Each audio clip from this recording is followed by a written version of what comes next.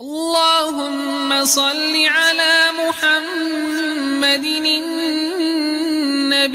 الأمي وعلى آله وسلم تسليما. اعوذ باللہ السمیع العلیم من الشیطان الرجیم، بسم اللہ الرحمن الرحیم، والصلاة والسلام علی رسولہ الکریم۔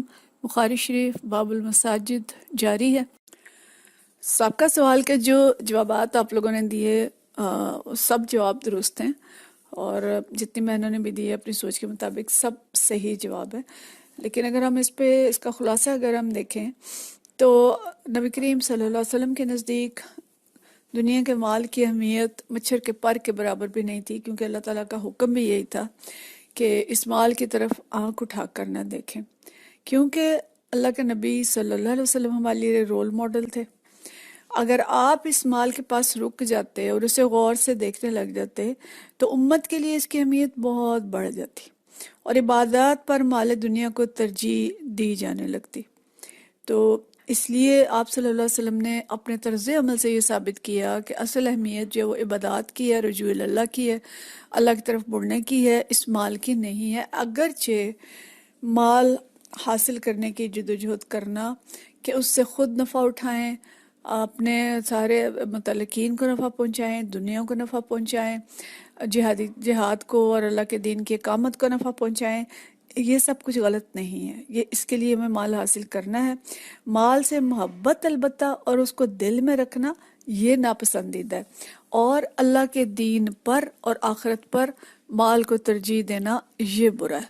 تو ترجیح ہمارے سامنے اللہ کی رضا ہونی چاہیے، آخرت ہونی چاہیے، اور جن کی ترجیح مال ہوتا ہے پھر وہ حرام حلال ذرائع کی فکر نہیں کرتے، رشوت بھی لیتے ہیں، چوریاں بھی کرتے ہیں، ڈاکے بھی مارتے ہیں، یا پھر وہ یہ کہ عبادات اور اللہ کے تمام حقوق سے زیادہ بس مال کمانے کی فکر انہیں نمازوں سے بھی غافل کر دیتی ہے، اور باقی سارے اچھے کاموں سے غافل کر دیتی ہے۔ تو لہٰذا رول ماڈل تھے نبی کریم صلی اللہ علیہ وسلم، اور انہوں نے وہ طرز عمل رکھا جو امت کے لیے، جو ہماری تربیت کے لیے ضروری تھا۔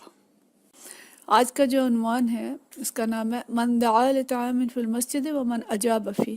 جو شخص مسجد کے اندر کسی شخص کو کھانے کی دعوت دیتا ہے اور وہ اسے قبول کر لیتا ہے۔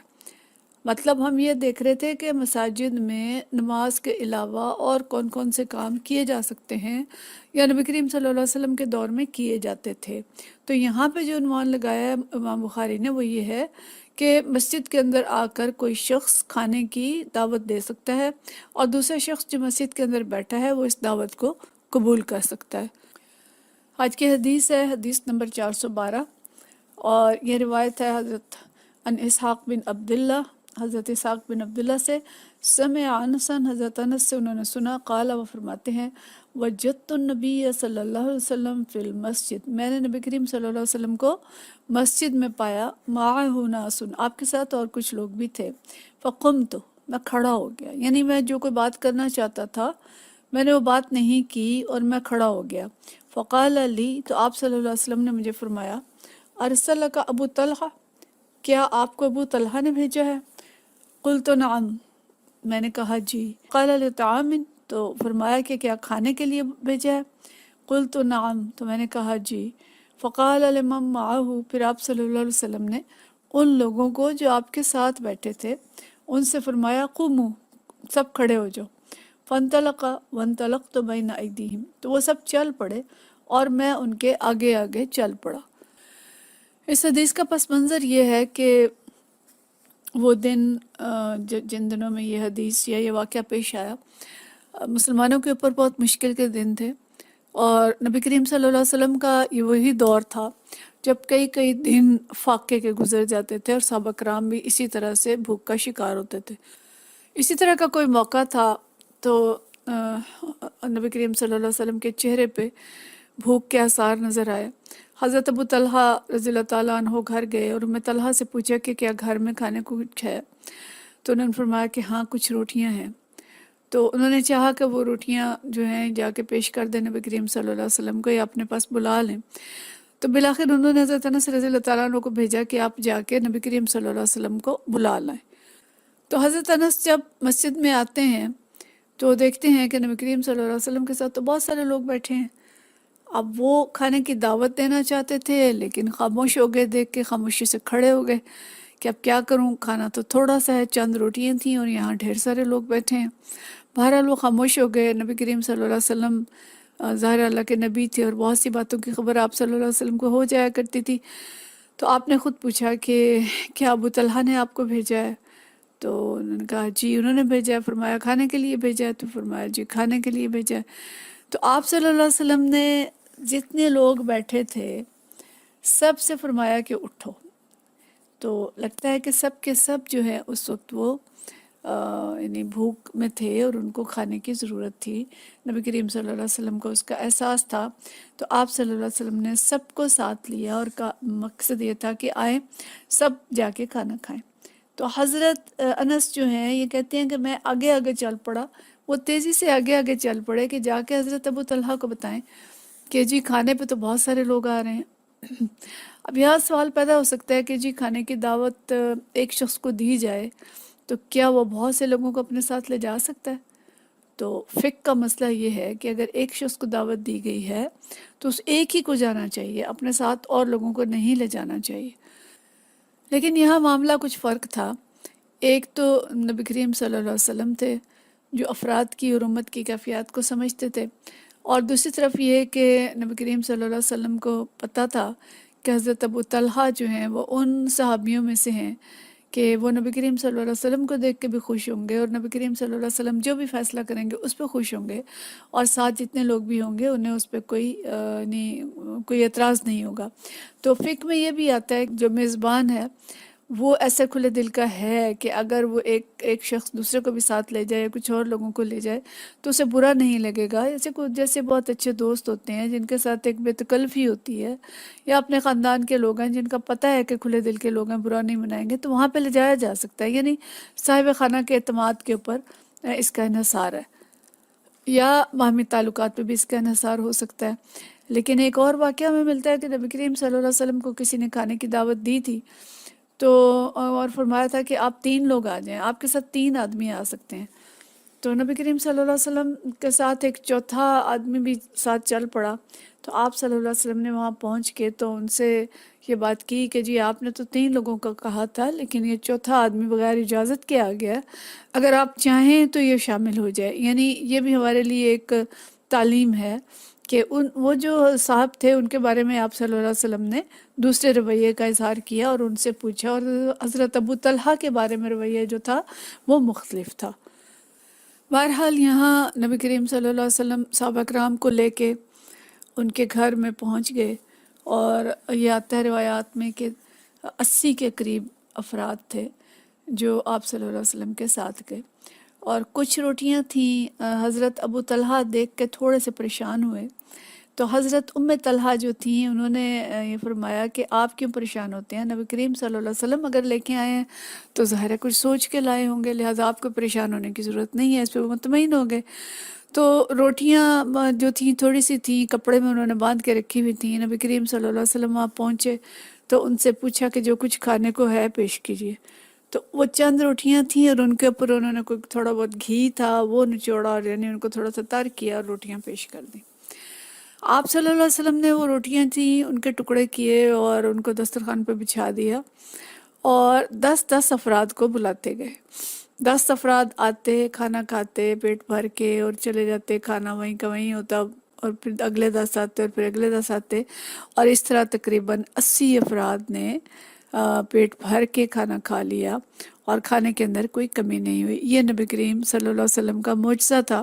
اب یا تو آپ وہاں پہ معجزہ دکھانا چاہتے تھے یا جو لوگوں کی طلب تھی اس کے پیش نظر یہ معجزہ اللہ تعالیٰ نے دکھایا۔ اس وقت کے جو سخت حالات تھے اس کے اندر اللہ تعالیٰ نے یہ ایک نشانی دکھائی۔ بہرحال جو بھی چیز تھی یہ ایک معجزہ تھا جو کہ ہوا۔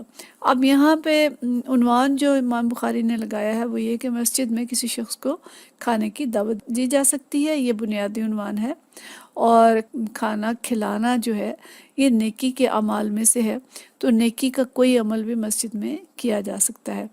دوسرا اصول ہمیں سے یہ ملتا ہے کہ کسی بزرگ یا عالم دین یا حاکم وقت کو دعوت دینا جائز ہے، اگرچہ کھانا کم ہو لیکن ہمیں معلوم ہو کہ انہیں کھانے کی حاجت ہے یا ضرورت ہے تو ان کو بلانا چاہیے۔ ویسے بھی دعوت دینا درست ہے، جائز ہے۔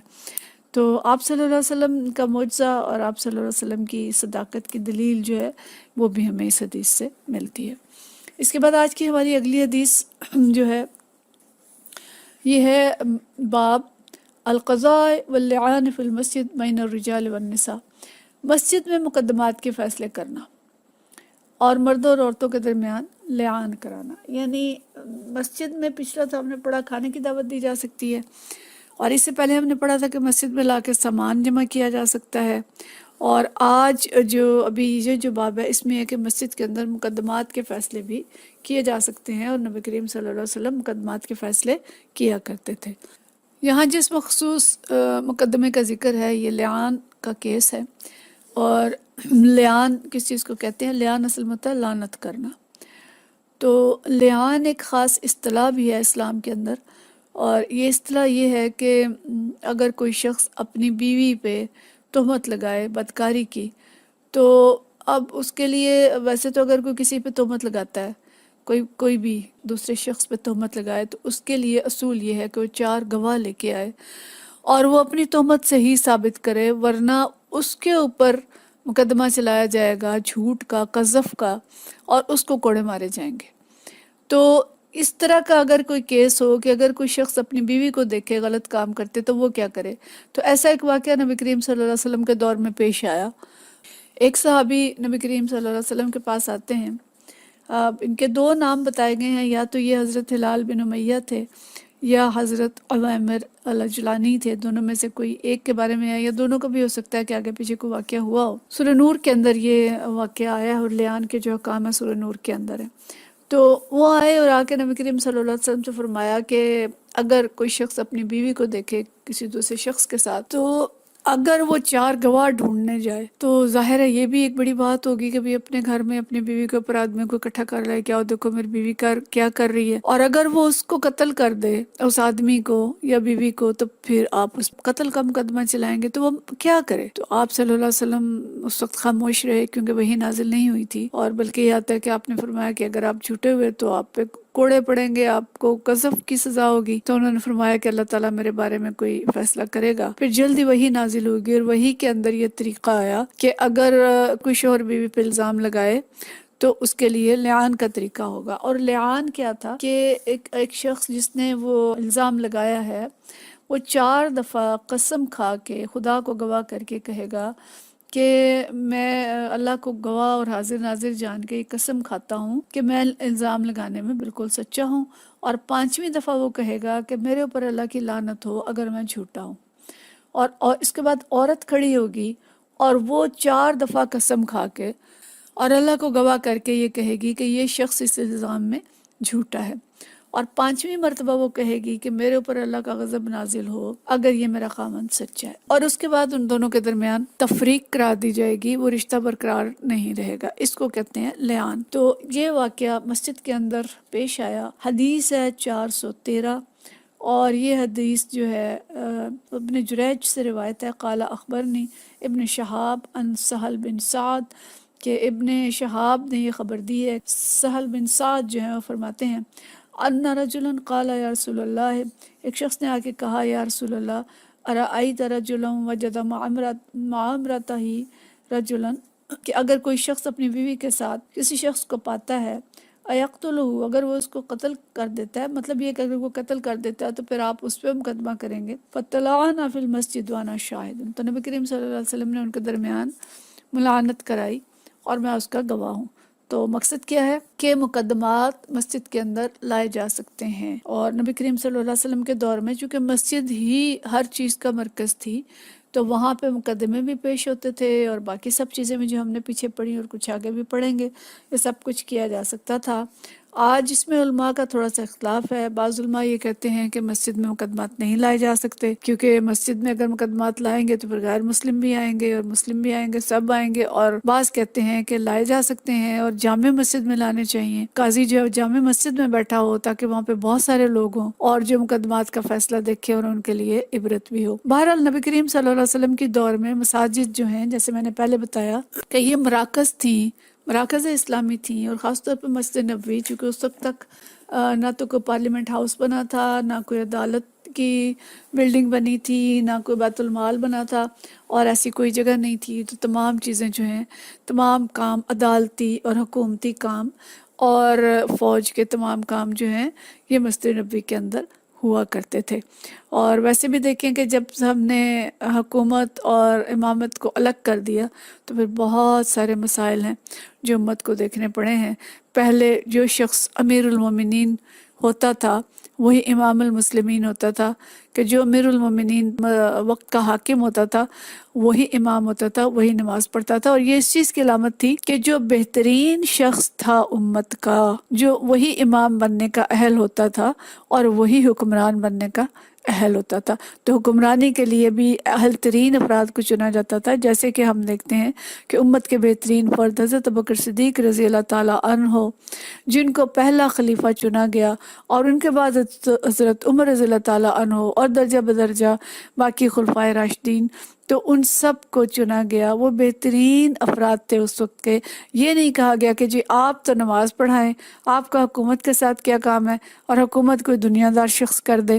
تو جب ہم نے یہ دو چیزیں الگ کر دیں تو دین اور دنیا بھی الگ ہو گئے۔ دین مسجدوں تک محدود ہو گیا اور دنیا پھر جس کے پیچھے بھی لگے لوگ، اور جو نظام بھی چاہا وہ حکومت میں لے کے آئے، جس کا خمیازہ امت آج تک بھگت رہی ہے۔ تو ہمیں اس چیز کا احساس ہونا چاہیے اور ان حدیث سے ان چیزوں کو سمجھنا چاہیے کہ اصل مقام مسجد کا کیا ہے، امام المسلمین کا کیا ہے، اور امیر المومنین کا کیا ہے، اور اسلام کا جو نظام ہے وہ کیا ہے، اور اس نظام کو کس طرح سے چلنا چاہیے۔ وآخر دعوانا ان الحمدللہ رب العالمین۔ صلی اللہ علی محمد صلی اللہ